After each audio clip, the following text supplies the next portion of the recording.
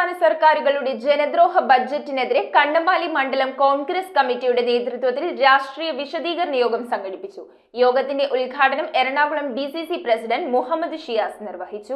കേന്ദ്ര സംസ്ഥാന സർക്കാരുകളുടെ ജനദ്രോഹ ബഡ്ജറ്റിനെതിരെയാണ് കണ്ണമാലി മണ്ഡലം കോൺഗ്രസ് കമ്മിറ്റിയുടെ നേതൃത്വത്തിൽ രാഷ്ട്രീയ വിശദീകരണ യോഗം നടത്തിയത്. ചടങ്ങിന്റെ ഉദ്ഘാടനം എറണാകുളം DCC പ്രസിഡന്റ് മുഹമ്മദ് ഷിയാസ് നിർവഹിച്ചു.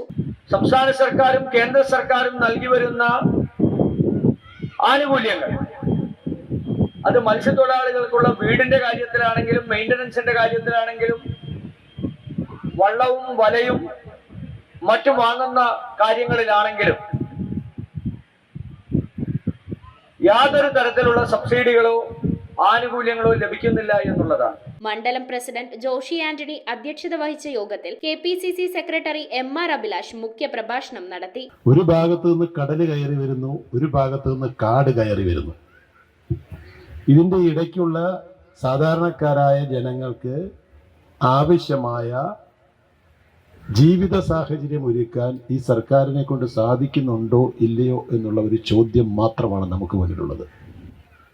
2 ടേമായി ഈ സർക്കാർ അധികാരത്തിൽ വന്നിട്ട് സാധാരണ കേരളത്തിൽ മാറി മാറി വരുന്ന സർക്കാരുകൾ ഉള്ളതുകൊണ്ട് വലിയ കുഴപ്പമില്ലാതെയൊക്കെ ഈ കേരളം മുന്നോട്ട് പോവുകയായിരുന്നു. അപ്പോഴാണ് പിണറായി വിജയൻ കുറച്ച് കിറ്റുമൊക്കെ ആയിട്ട് ഇറങ്ങി ഭരണം തിരിച്ചു പിടിച്ചത്. ചടങ്ങിൽ ജില്ലാ സെക്രട്ടറി ജോൺ പഴേരി, CUC സംസ്ഥാന coordinator Joseph Martin, south block president PP Jacob, മുൻ ബ്ലോക്ക് പ്രസിഡന്റ് ഷാജി കുറുപ്പശ്ശേരി, മണ്ഡലം ഭാരവാഹികളായ VJ ഷൈജൻ, സമ്മേൽ അരശ്ശേരിൽ എന്നിവർ സംസാരിച്ചു.